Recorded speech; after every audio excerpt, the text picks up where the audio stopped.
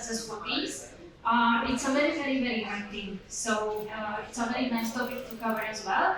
And to help us dig down into this topic, we have three very professional gentlemen. And which makes me super happy is that they are all from different professions. So we have a game designer, Juan, and we have a business developer, and also we have someone from PR, and they will help us. So, would you like to have some words to introduce yourselves, guys? I guess I can start off since I have the microphone.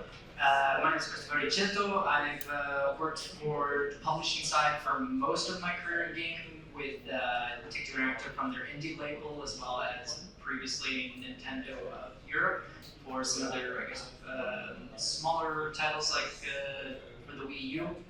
And yeah, marketing and PR is mostly my specialty. Hi, I'm JP Schreiber. I've been working this for a few years now, like around 10. I've been mainly working on game design my whole career. So I started as an intern, now living in Secular. And I've worked in many studios, been at work as a consultant too, so went through like all kind of processes from concepting to releasing to developing, just building also like the design department for companies. Hey everybody, my name is Mikita and I'm a business development manager at Zorka Agency, which is a agency that works with influencers, does brand experience stuff, and I'm happy to be here because I think nowadays influencers are becoming more and more hot topic and people want, well, I hope people want to know how to work with them. So yeah, I'll be this crazy family member who's going to be, by the way, influencer marketing, this is how it works, I hope, so. That sounds really great, thank you. So today's topic is strategies launching and successful in one sentence. So I would like to understand what you guys consider as a successful game. Because you know, as a game designer, it means like completely different thing to actually launch a successful game. From business perspective, it's also like completely different. So can you tell us what, in your opinion, is the definition of success in launching something? I think maybe somebody with a more, base and general understanding of successful game can have their take, and then I'll add on top about the influencer marketing. So, any? So for me, there are two parts of success, of releasing a successful game. The main point, obviously, is money. So you want to make your game successful, you want to recoup the cost of development or publishing and make money. That's like the first line. But then, as a developer, or a game designer in general, I think there are other aspects to it. Something like community, building a community. You have like a great game with a great community, that's also considered a success. And going more towards the artistic side, from my point of view, is also how innovative are you. Like, do you bring something new to the table? Are you, I don't know, breaking your head, making something new that hasn't been explored yet? All these aspects are part of a successful game. So the first line is money, and then the rest. Yeah, I agree with the money part. Some of the aspects I think that you look at from both the publishing side and the studio side is, yes, it's going to be the commercial success of the game. If you have a commercial success, obviously that can set yourself up for a sequel, especially if you've built out a good brand. The other side of it is, even though I guess traditional PR is starting to be phased out a little bit, especially with influencer marketing coming into play, there is that other side of it that people are looking to, which is your game a critical success? Metacritic is the traditional example that a lot of people use. If you're looking at older generations of gamers, typically Gen X, baby boomers, even the older millennials, they're the ones that are also still looking things up online, looking up a Metacritic score to see if the game is worthwhile. This is also why PR is looking for awards, basically those accolades that you can use for your accolades, trailers, to really separate yourself out. From the studio side of things, I think you're also, still want the commercial success, but I think it's also about retaining control about your IP, keeping that's a big success for a lot of studios is, did you have to give anything up that really cost you something in the long run against working for a publisher? And the final note is, at least working personally on my experiences just within the studios itself or publishing arm, is the relationship between everyone within the organization? Did the developers get along with the marketing team and vice versa? Because if you created a game that's successful, but no one really liked working with each other, then that does set up a bad precedent for working together in the future, or ideally a sequel.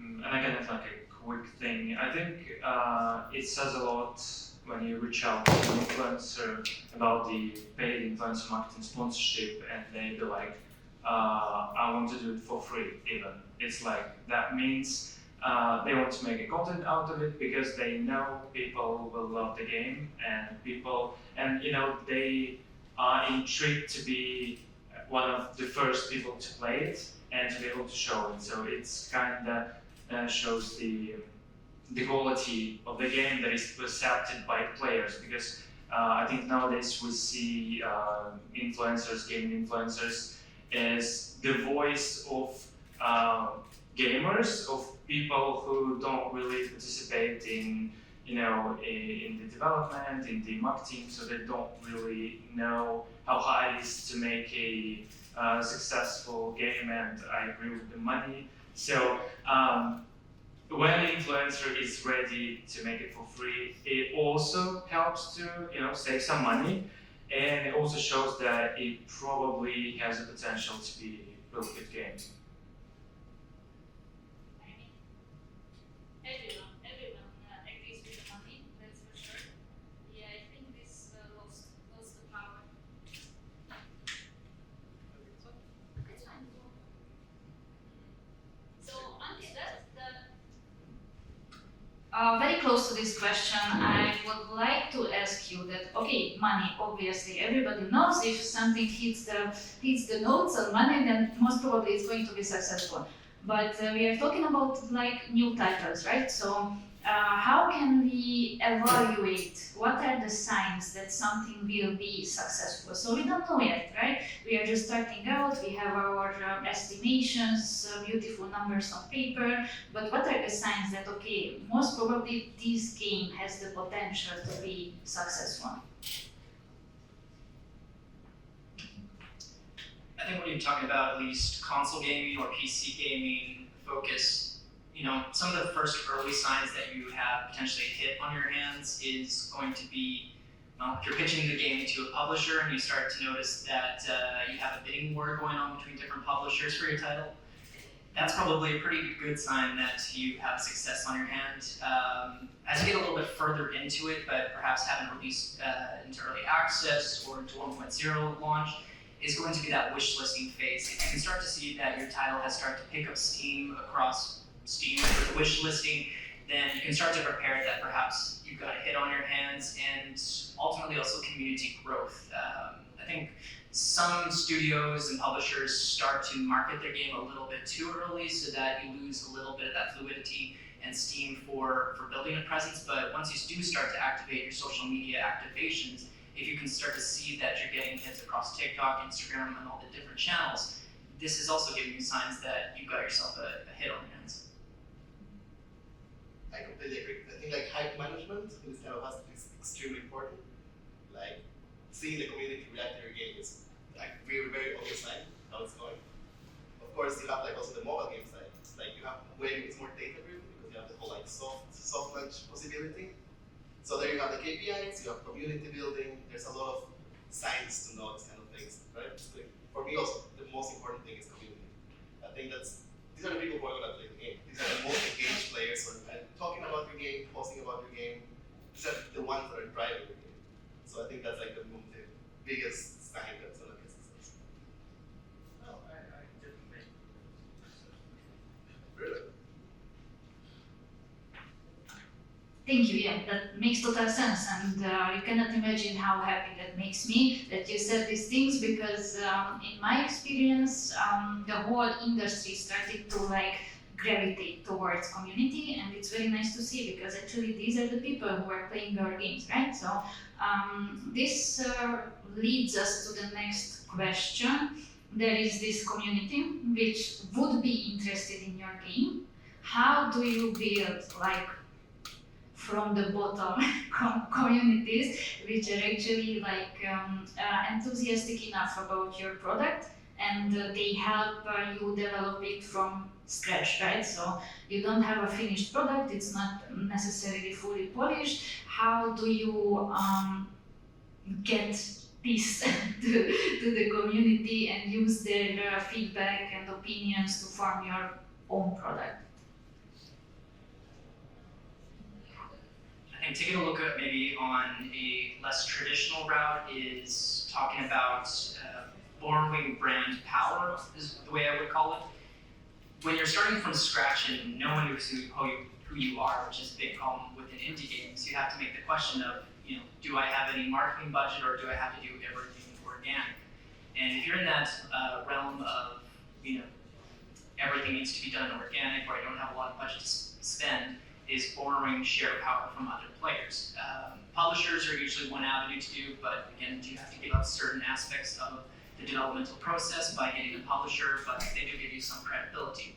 But that's not the only avenue. You can take a look at using, is there someone that worked within the industry that you are, your company that you're working with that worked for someone famous like Nintendo, PlayStation, Google, basically trying to use the credibility of different individuals to establish more credibility for your own game. And this happens a lot for, I think, just starting industry in general for marketing is, someone worked on Ghost of Tsushima but started their own company or something else. This gives you a lot of credibility. People will follow you from, one working at one industry to now believing that this game will be the next best thing. And again, perhaps that's not the case for yourself, so there's one element left, I would say, which is showcases. Showcases are available in so many different facets across whether you're talking about mobile games, PC games, console games. There's a lot of different partners that you could explore that could also, borrow their share of power from it in the indie game space. If you're launching on Nintendo, you have the Nintendo Indie World Showcase that you can definitely get yourself into. If you're PC game focused, not going to be on Nintendo, there's 6-1 Indie Showcases. There's so many different showcases that have already an established audience, and you can take their audiences in a sense and start to build it towards your own audience base and start to build up from ground zero with a little bit of help along the way. I think another thing you could do is to use credibility of an influencer. So in case you have any demo to play, like in Steam sort of fest or anything like that. So you definitely know the audience that you want to reach out to, and right now you have dozens of influencers of any kind, so you definitely could find of any size, of any category that you need, and maybe try to connect with them, like pitching them, hey, we have this little cozy game, maybe you'd like to stream it because right now we have a demo available, and sometimes it will even help you even without the budget because if it's a potential hit, these guys would love to be the first one to show it to everybody so that they can brag a little bit about this. I was the guy who showed the world this game.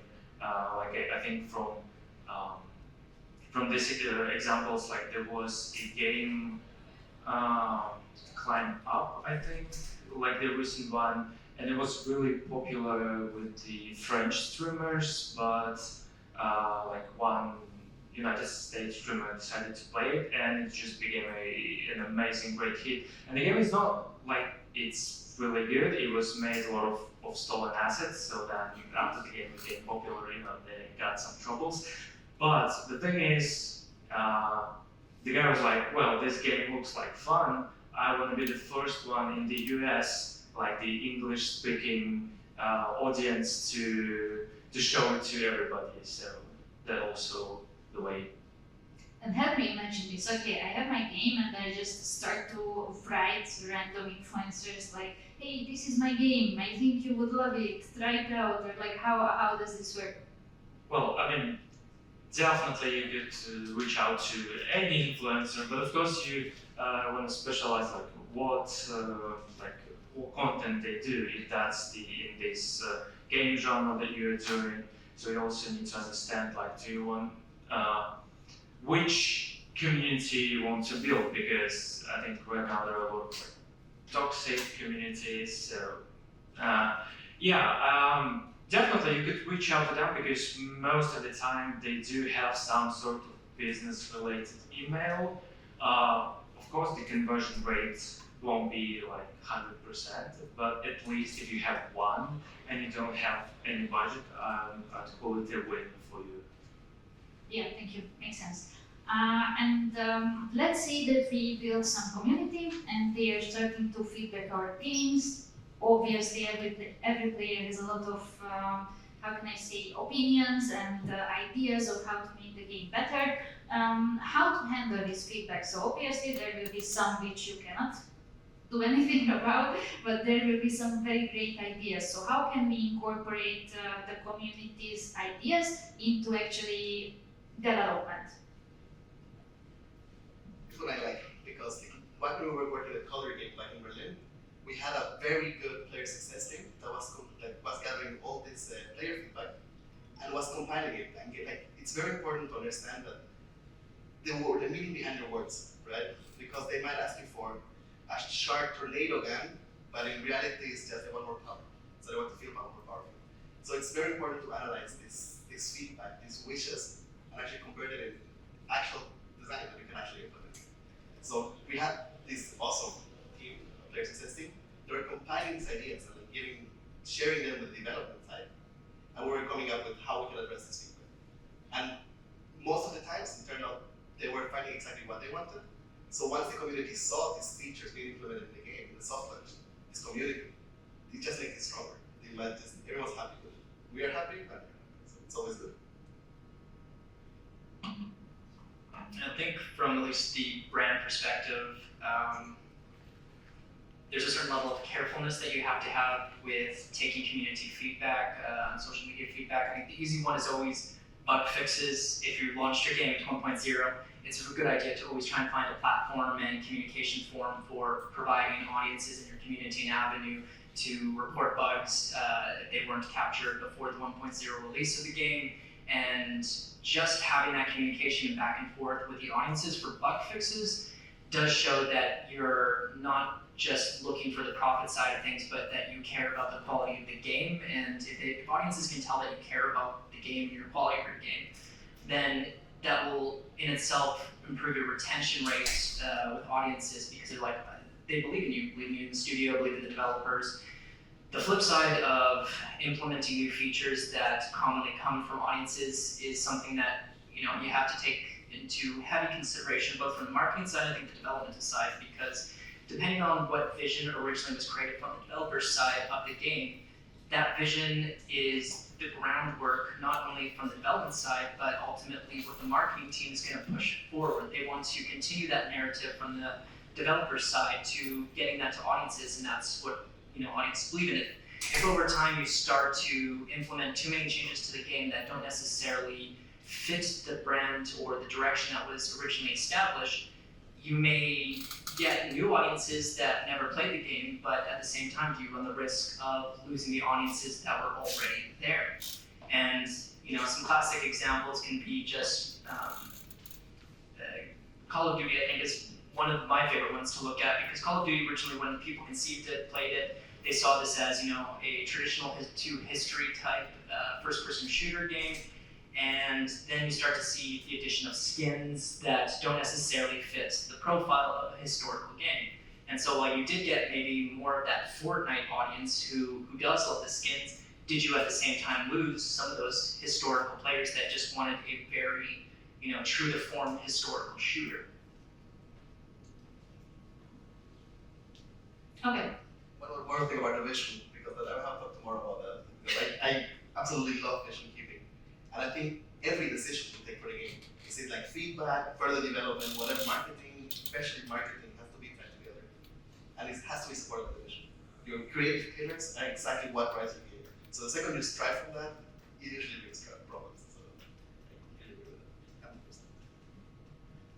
100%. And we talked about success and community. How does different platforms affect the game and its community and its success. Do you have any experience on comparing different platforms like PC, console, mobile, like anything?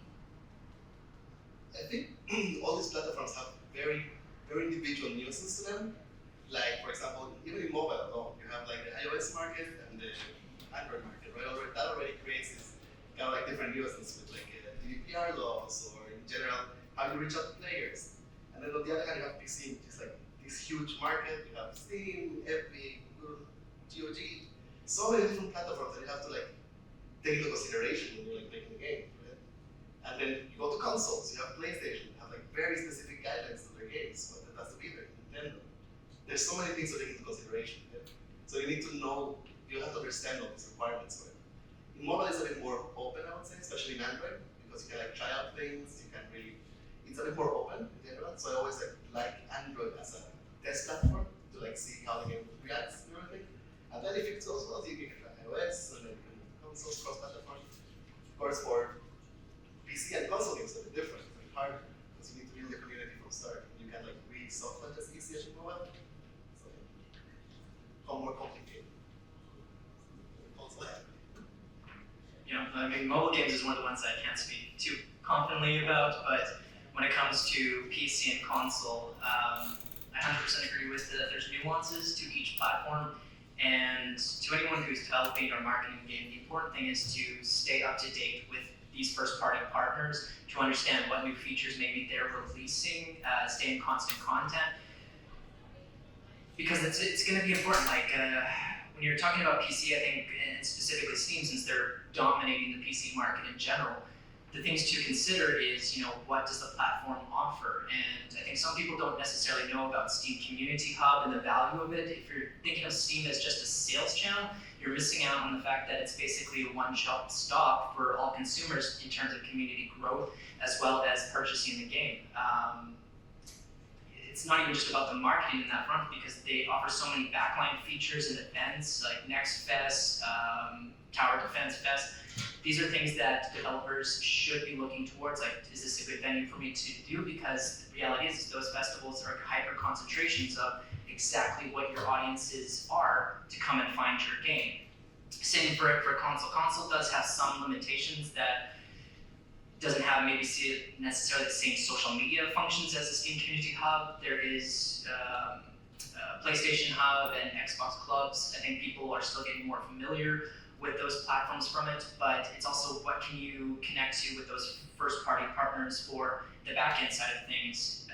PlayStation has the state of play that you can look towards. Xbox has a ton of different showcases and also blogs that you can opt towards. So if you're publishing on anything between PC and console, just try and find out who are those first-party contacts in marketing, social media, and building those relationships so that you can find a place to place your game. And in terms of marketing, I would also add it affects greatly even the platforms you are going to promote the game at, like Twitch, YouTube, even TikTok, Instagram, anything. Because for PC and console titles, you won't probably go to Instagram, like YouTube and Twitch probably your go-to platforms. The formats are also different, so some may work the integrations, for others will be just dedicated videos, just because of the platform of the game itself. So like mobile games are more flexible in these situations. They, I think, they will survive at any platform.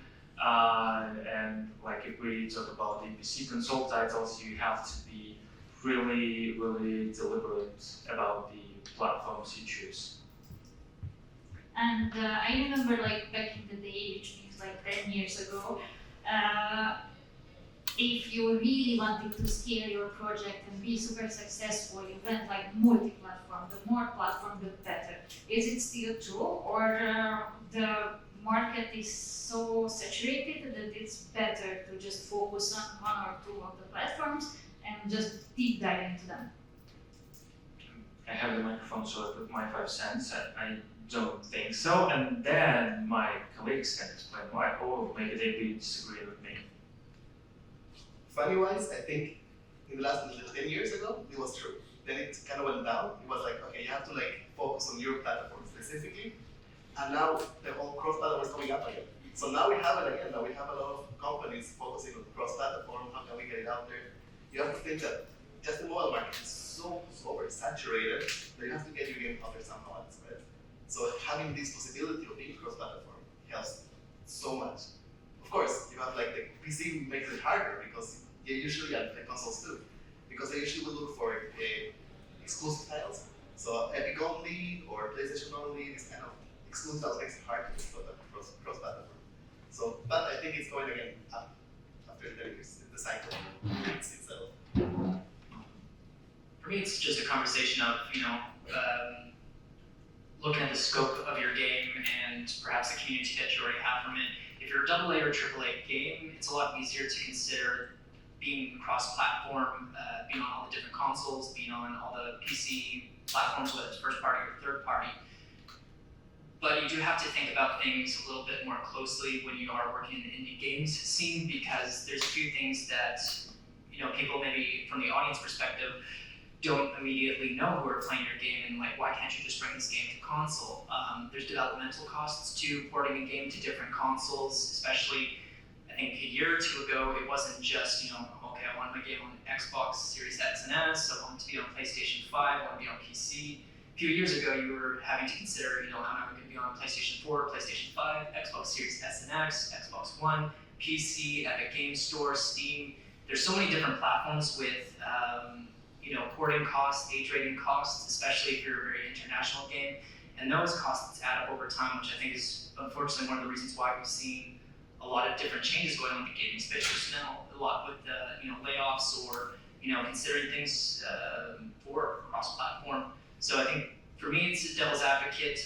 Look at your game, look at the expectations you can have for your game. I think being critical is always a big portion of not only just the marketing's job, but on development's job as well. Does this game ultimately fit a PlayStation audience? If that game does, yeah, absolutely port it, take those costs, and port that game. But if you know that this is a game that would be better on Nintendo, better on PC, then keep it on those platforms. Don't eat additional costs just to say that you're multi-platform. And you have your game, and let's say you have a small community which really loves it. How do you scale it up? So what will be your marketing strategy to scale up something which doesn't have any significant audience into something that actually creates some profit for you? I mean, do I need to repeat it one more time? Yeah, that's where I think influencer marketing is a great thing. Sorry, but I had to. It's just because for scaling, you need a more a broader audience, and to get a broader audience that listens to a certain opinion that is placed in groups. That's who influencers are. So basically, I think this is not the first thing to consider, but I think that's the thing you should take into account in 2024, just because how big of an influence, sorry for the pun, the creators are. They are really influential in terms of forming an opinion, and if you have, an RPG game, you definitely need to look at RPG creators like CRPGs. Then you have a big variety of creators, and you can find a way to interact with them, not only by just making a paid influencer marketing campaign and so hey, we have this game, please buy it, but maybe think of some creative way to implement, make the collaboration with the creator, I'll call it an event itself, so that it creates not only you don't only have the views from the video, but it also creates this brand awareness buzz. For now, I think the biggest creator is probably MrBeast, which and every time he has a collaboration with the mobile gaming or something like this, it's not just promoting the game. They usually make an event around this guy. They make skins, new characters, whatever you could think of. I think the same thing did Raid Shadow Legends with Ninja when it was on top. They added the character of the streamer, very popular back then, Fortnite streamer, and that was a huge success for them. Of course, cannot tell you any numbers, but we worked with them on the influencer marketing thing, highlighting the event, the collaboration of Ninja and Raid, and that was for them like really successful case. And I think that's what a lot of games like in mobile and I don't know like PC console do as well. Like the first thing I came up with is the Pedro Pascal and I think Merge Mansion. I think that was a really successful celebrity collaboration with them. And like I don't know, for the PC console was like Diablo marketing team. They did a lot of marketing based on different celebrities and influencer like people. I completely agree. I think it depends a lot on the budget that the company has. Like indie studios can't afford like these huge corporations compared to like Blizzard or like huge companies. But I think like there's always something out there. I remember like I will never forget that there was a zombie flash mode for Labor Within in Colonel month. That was completely out of my mind. I was like, well, I didn't know the game, now I want to play it. So there's like these big scale things, but you also have like very small things you can do. I don't remember the name of the game, but there was this one pixel roguelike game for PC that was indie that they put Gabe from Steam as a boss monster, reaching out on Twitter back then saying like, oh, it's okay, we put you there, blew up, super viral. And I think there's this kind of detail that you can do even as a small company to like get out there and be more viral in that aspect. So that's like one way to do it for sure. And I think that I agree with everything you both said. I think collaborations is going to be in a sense your bread and butter. To me, there's always essentially two types of currency in video game marketing. It's money, whether you have it or not, is one currency. And the second currency is going to be exclusives. So that's going to be the backbone, whether it's influencer marketing that you're building out these collaborations with, or using some of the first-party partners, showcases, etc. But the important thing is once the game is released and you already have a community, you maybe now run into this issue where the game's out, there's no more exclusives. You've reached the 1.0 and you have that, what do I do now? And I think that's where it's important to make sure that developmental teams and marketing are staying close together, because if your game does already have a good growing community and you want to have that long tail of sales rather than just kind of that peak at launch and then peters out completely to nothing, is figuring out what can you ultimately do between marketing and development to keep the game alive. And I think some of the examples were quite solid with the zombies and everything. And that's basically, making sure that if your game is accessible to DLC, then build out DLC because that's fresh, that's new, no one hasn't seen it yet. You can build that for your collaborations, your exclusives. If DLC is not something that is feasible for your game because it just doesn't fit the agenda, then maybe you have to consider, sequel, skins, whatever it might be that ultimately keeps something new coming, because audiences ultimately, that's what they want new. And same with these partners. These partners ultimately want you to be the first one to show something that is brand new. I think one big difference is it's a very big nuisance. Is it a PC console game? They're gonna release one and sell. It's more of a game of a service. They're gonna be live, we're gonna be maintaining it, because then you have way more options, right? If you have game as a service. I remember right now I saw like the Squad Busters with like Crimson Sword and so many stars and so on. And you can repeat this for other in live game. You can do like events, you can do more things along the line, right? While if you release once and you expect the community to grow, it's much harder. Then you require these bigger things like flash mobs. Yes, for sure, flash mobs. And so games are getting more and more popular, which means that more and more people are actually playing them. And this brings the more and more strict regulations on privacy and data protection. How is it affecting launching actually a new title? Is it harder? Is the strategy changing over time with these regulations? What do you think? How do you see this? I can say I share a bit from the development side. For us, it's been much harder to get KPIs, to get like a good target audience, target more accurately. So I remember like a few years ago, it was a game could be successful while being bad with just good marketing. So the more people you reach, you have ads. You can be like successful with like 80% ad monetization and 20% like EIPs, for example, in mobile. But I think that's becoming more harder and harder. Like with all these like new laws for data protection that makes it really hard to target specific audience. So we're going back to like old marketing strategies and more like virality and good games. So now it's like, before it was not a hard requirement, now it's becoming more of a hard requirement to be a good game. It's funny. Yeah, more pressure. At least one of the first thoughts that I have on privacy is it also depends on where you're doing the marketing. Not to be harsh on the US, but the US doesn't have really great privacy laws in place like it does in Europe.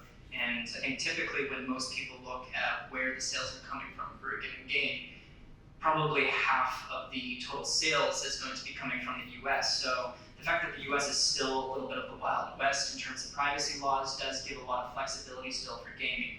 The flip side of Europe has GDPR, so there's a lot more that goes into privacy protection, and I think people do use it quite well. Just living in Germany, I see that privacy is massively important to a lot of people there. But I think paid media campaigns are also starting to become less effective depending on, again, the scale and scope of your game. If you're AAA, you can spend quite egregiously and get the awareness that you need from it. And even if you only get 1% of a paid media campaign, if 1% is still hundreds of thousands, it's an effective paid media campaign. But for indie games, you're looking at a more controlled usage of paid media budget.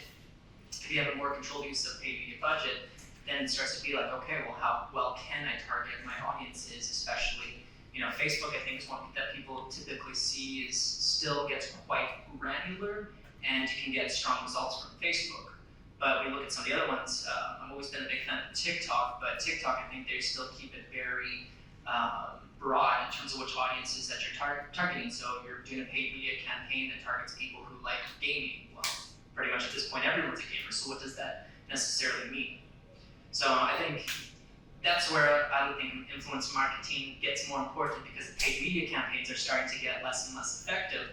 And marketing is always an evolving shape and form with your audiences. And influencer marketing is something that you can look at which influencers ultimately fit my brand profile, and you can probably Google, I say you're working on a first-person shooter title, you can probably Google influencers that do first-person shooter games and then make the connections there and use their audiences, their brand power to ultimately make your game successful. Yeah, influencer marketing. And I'd like also to add that even with everything you said, influencer marketing is also great for gathering data. Just because if we take YouTube, which is I think the most stable platform for this thing, is that every channel has an analytics page where they have the percentage of the users from different regions, like their gender, their age. So that is also a good thing to know about, and they could also add more information for you when you're promoting a game. But yeah. Yeah, that's great tip. And this leads us to the next question. I'm really curious about your opinion on how to define your own game. So you have a great idea. Can you do some research, or can you do some tests using user acquisition or marketing to make sure that your idea will stick? I think I'll give the microphone to game dev people because they've never published my game, so.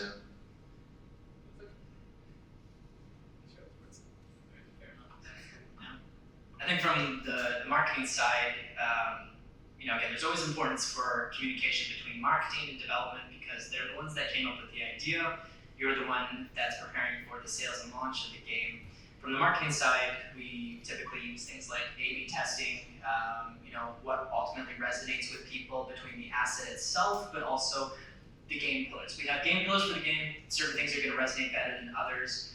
And A/B testing doesn't necessarily have to have an associated cost behind it. It can be using your social media channels to test a few different types of assets to see which one ultimately garnered more upvotes, awareness, impressions, whatever it might be. Of course, there's also the paid media side of things where you can legitimately test different creatives to see which creatives worked better.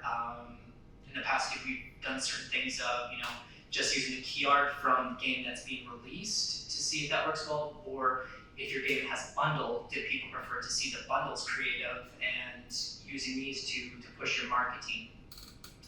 On the flip side, for development is making sure that during the developmental pipeline of the game that you're really using those key beats to connect with audiences who've already expressed interest in the game. If someone has signed up for alpha early on, marketing and development should both be looking to that because development, you're going to use that for ultimately deciding which features to continue and grow with. And on the marketing side, you'll start to see what people really loved about the game, or inversely, what they really hated. If they don't like the color palette for your game, perhaps there's still time to adjust the color palette. If there's certain features that aren't working well, cut them. There's a lot of different options during pre-release phase to work things, but once the game's at 1.0, if something wasn't resonating or working, it's already too late by that point. Completely agree. I completely agree. I think this aspect starts very early on, already from the concept aspect. You can already, with a concept, with a small artwork, you can already test so many things. Do players like space with this mechanic? Do they like desert? There's a lot of things you can already test without the game. Like storefront tests, sending to a website. How many people enter the website without the huge marketing costs? You can always shape your game from the very beginning. But with Release 0 of the 1.0, it's too late already. It's at this point you already solidify your playtest, your players, your feedback is already, your game is there. It's very hard to change things at that point. But there's always many ways to gather feedback in this aspect. You have also playtest groups, you can see actual people playing your game. In mobile, it's always a bit easier, again, because it's a smaller aspect, frame, while in PC and console, it's always a bit harder, it's a bit bigger. So I don't think you can change that often things as in mobile games. So you have to start with this kind of tests very early on. Thank you. And before I open the floor for questions, I have a very subjective question, and I'm really curious what you will answer to that. So there is this debate that right now the market is saturated. We need unique ideas, but not too unique ideas. So what do you think? What is more important, familiarity or unique ideas at this point? How you can marry them? You're touching a sensitive nerve there I in know. the creative aspect. I know. Personally, for me, innovation and new things, creativity is always in the forefront. This is what's gonna make your game stand out. This is what usually will make your game successful. And there's a lot of talk about the 80-20 principle, 80% already known and 20% reinvent the wheel or innovate. I like to go more towards a 50-50% where you have more space to innovate and try out new things. Of course, it depends if you have the budget for it, if you have the right studio for it, of course. Indie studios have less possibilities to try these kind of things, so they have to balance really well this I do something that's already proven versus the new things. But yeah, I think I always go for creativity and coming up with new things. And sometimes it pays off, but it's more of a gamble at that point.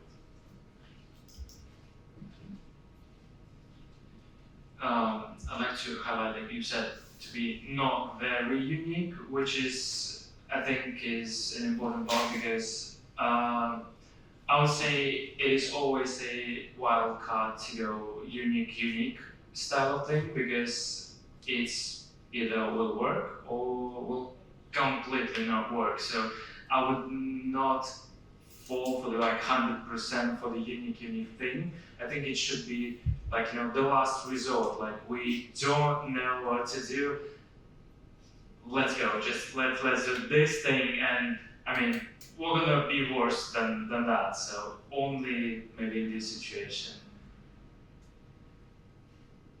I think there's this, for me, it's there's so many different ways to approach uniqueness or familiarity, and I think as a developer, you should be looking to be honest with yourself and look what you're creating. And I was talking earlier today about, you know, for example, cozy games, farm type games, or Stardew Valley type games. Right now, the market is extremely saturated in these type of games. So uniqueness may not be something that your audience is necessarily looking for. They're looking for familiarity with this type of game, this type of environment.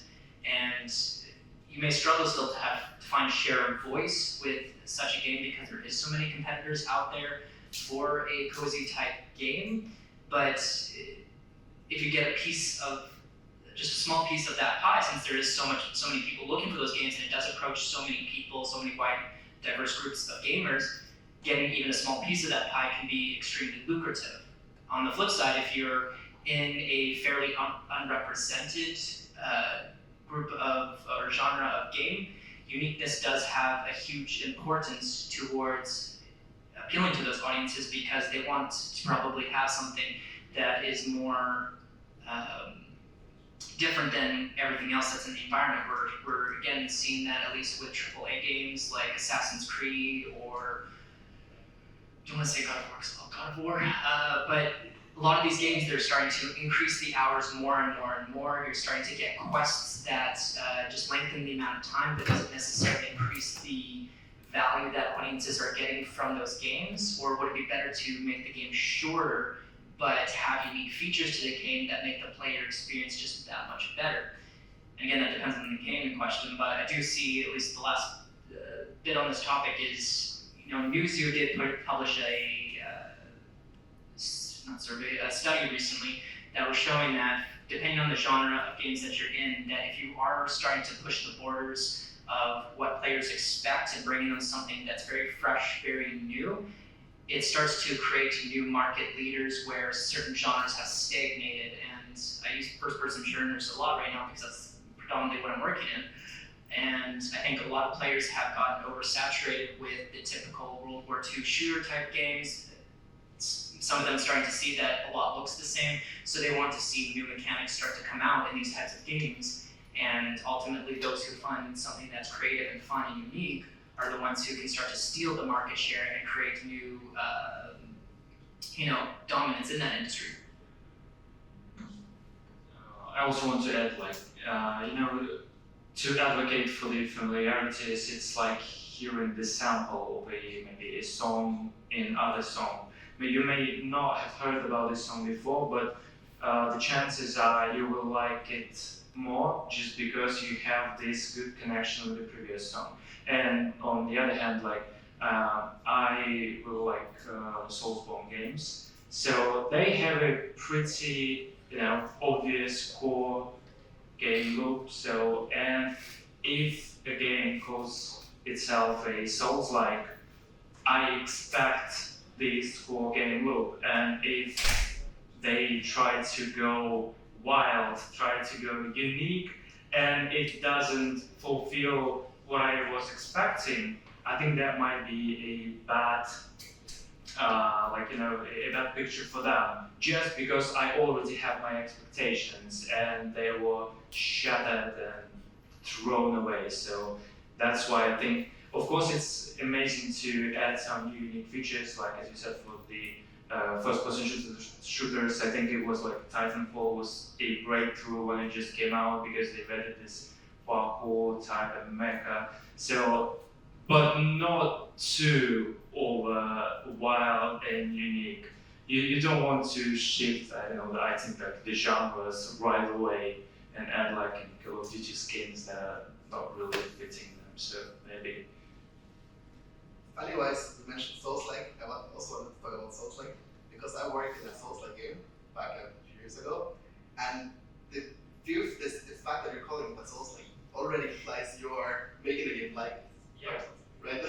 So it creates like this expectation of the game, and if you try to innovate too much in the aspect, like changing the core aspects of it, it usually doesn't turn out good because you're targeting a very specific player base. Exactly, and if you exactly, especially if you're like a small indie company that's like going against this titan of From Software, it's really hard to come up with something that they didn't think about, right? They probably have also the manpower to come up with the ideas. Really do the thing. So that work. Okay, thank you. Do we have any questions? I'm bringing the mic, I'm bringing it. Thank you. I have a question for Nikita. Let's say you're launching a brand new game. What would be your choice for influencer marketing strategy? Going for a lot of teeny tiny influencers or for one but huge influencer, given the budget is the same? And why? Well, first of all, I think I would say the most basic and uninteresting answer is that it really depends on the game. But I wouldn't put all the budget into one big influencer just because it will be a huge gamble. Let's say we know like what the game is, we know what the target audience is. What I would suggest is start by testing different platforms and different creators of different categories, because it's not like a person from your target audience is one-sided and he has only or she has only one interest. So you gotta know the audience and understand like if your game is a PC console title, then you probably need to take into consideration probably like YouTube and Twitch. If it's YouTube and Twitch, which formats of cooperation I want to make?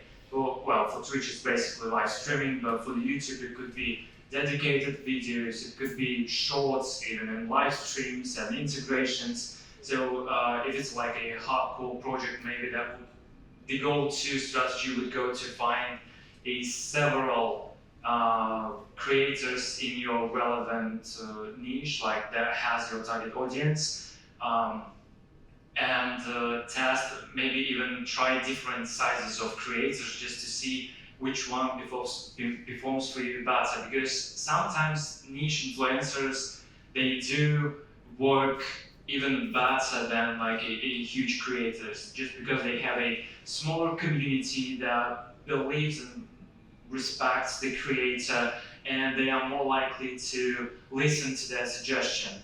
Of course, for example, if it's a hyper-casual game, you don't need to invest into building a community. Maybe the collaboration with, let's say, Mr. Beast will be the go-to for you, just because you want this, fast and high results in a short-term period. But if it's a game where you need to build a community, where you plan to expand it, maybe the whole IP, build a brand about it, then it probably should be several influencers of different channels. And maybe you could create a unique collaboration with a big creator. That is also possible. But if the question in whether I should put all my money on one big influencer or on several, I would say on several, just so that you have more data. Any other questions from anyone? Then, thank you. Thank you guys for coming.